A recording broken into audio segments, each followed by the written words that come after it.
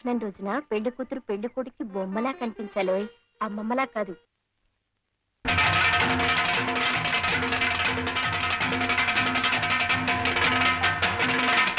కన్ను మూసినా తెరిచిన అమ్మవారే కనిపిస్తుంది, అందుకే వచ్చేసా.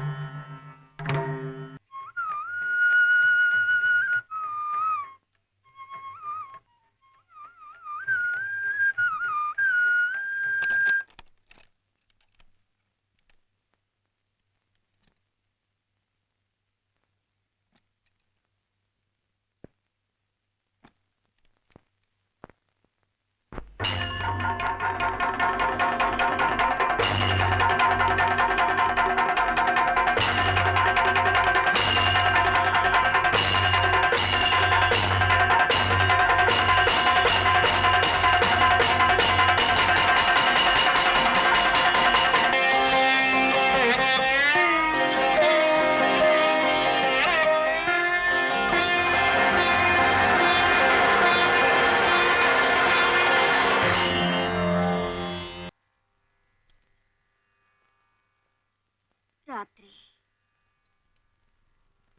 మీరు నేను ఆరాధించే పరదేవతల ఆ సమయంలో నువ్వు నా కళ్ళకి ఎందుకు కనిపించావో నాకు అర్థం కావడం లేదు.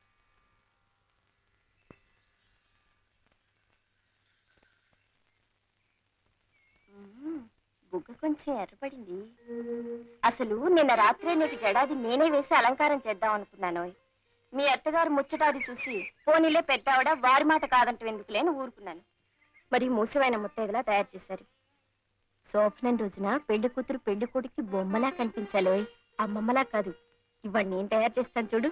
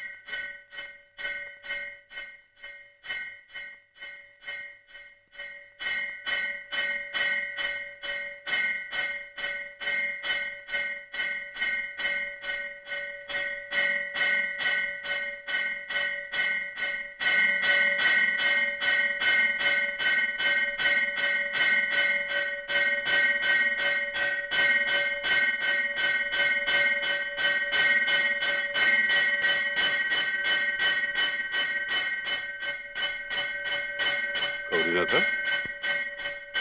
గౌరీనాథ, ఏమిట్రా ఇది? ఎప్పుడు వచ్చావు? అమ్మాయి వాళ్ళేరి? ఒక్కడే వచ్చేసాను. ఏం జరిగింది? అక్కడ ఉండడానికి మనస్కరించలేదు. కన్ను మూసినా తెరిచిన అమ్మవారే కనిపిస్తుంది, అందుకే వచ్చేసా.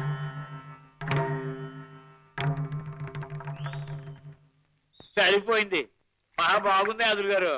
అత్తవారింట్లో కూడా అమ్మవారే కనిపిస్తుందంటే కనిపించదో మరి? కుర్రాడికి ఏమైనా ఊరు చూపించావా, లేక బాహ్య ప్రపంచం ఏమైనా ఎరుగునా? ఓపస్థ మండపంలో గుడి 4 గోడల మధ్య అదే ప్రపంచం అనుకుంటున్నాడు పాపం.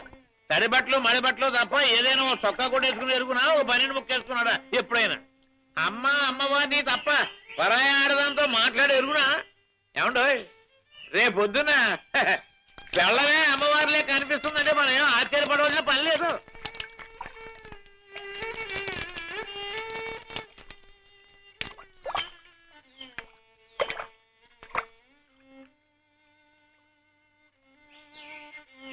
అమ్మాయిని కౌరవించేసి ఇద్దరిని హనీమూన్కి పంపించేసేయండి. బాహ్య ప్రపంచం ఎవడో చూసొస్తారు. గుళ్ళో దేవుడికి కూడా బాహ్య ప్రపంచం తెలియదు కదా అని పాపం ఏడాదికి ఒకసారి ఊరేగింపనే పేరు మీద బయటికి తీసుకొచ్చి ఊరు చూపెడతాం. ఆ మీరు యాదులు మేము రాదులు పరస్పరం ఒకరి మాట ఒకరు గౌరవించుకోవాలి. మరి ఈసారికి ఇలా కానిచ్చేసేయండి, ఇద్దరిని హ్యాండ్మూర్ పంపించేసేయండి. నేను ప్రొసీడ్ అయిపోతున్నాను మరి.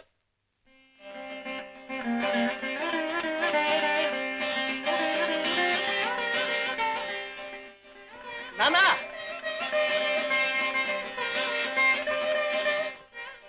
నాన్న గౌరీనాథం ఏం కంగారు పడకండి, ఇంటికి వచ్చేసాడు. కన్ను మూసినా కన్ను తెరిచినా అమ్మవారే కనపడుతోందట, అందుకని ఉండలేక ఇంటికి వచ్చేసాడు.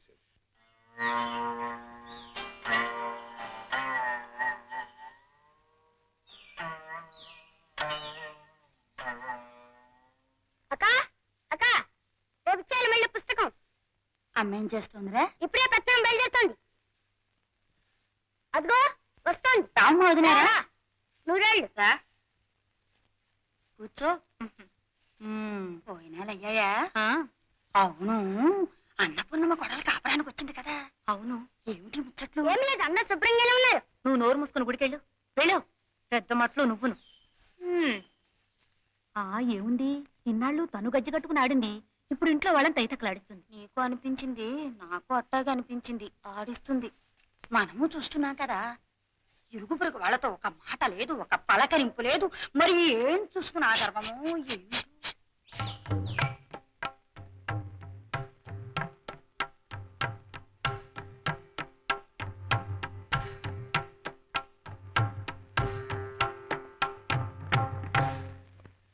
చూడు చూడు, పెట్టేదేమో హుడియాలు టింగు టింగుమంటూ అన్నాడక ఆ టీవీ సత్యభామలాగా. నీకు అనిపించింది, నాకు అట్టాగే అనిపించింది సత్యభామ.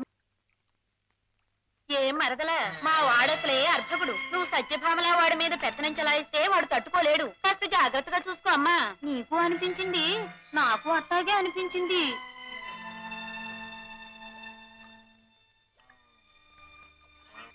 ఇదిగో అమ్మాయి, నువ్వు ఎలా చూసుకున్నా పర్వాలేదు కానీ మా అన్నపూర్ణమ్మ మనవడో మనవడో అని కలవరిస్తోంది. ఎప్పుడు ఇస్తావు? నీకు అనిపించింది, నాకు అట్టాగే అనిపించింది.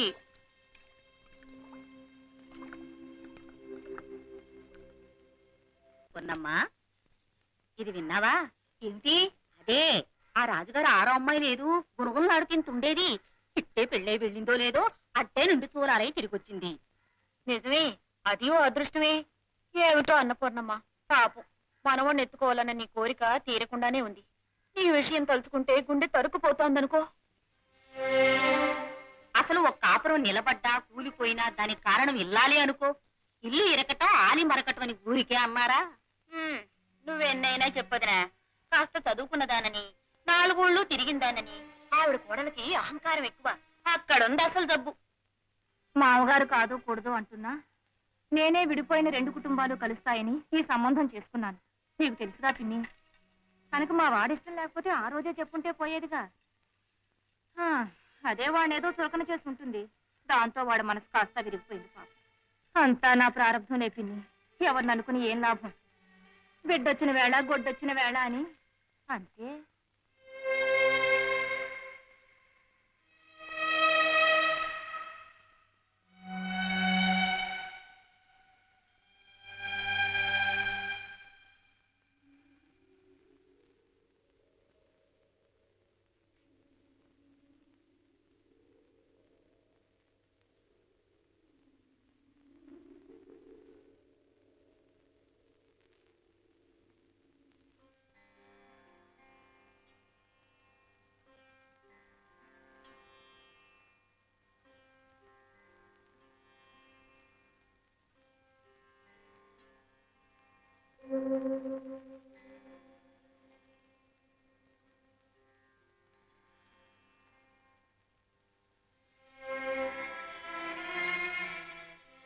ఇక్కడున్నావేమిటి? మీతో మాట్లాడాలని. ఏమిటి?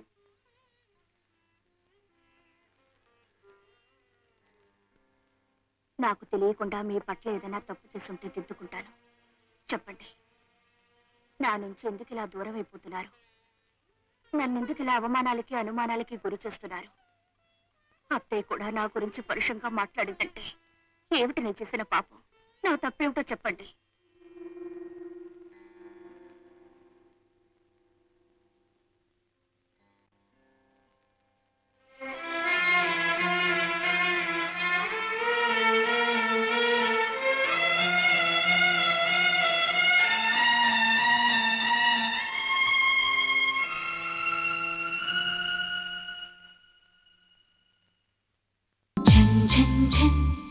తెలుగు వన్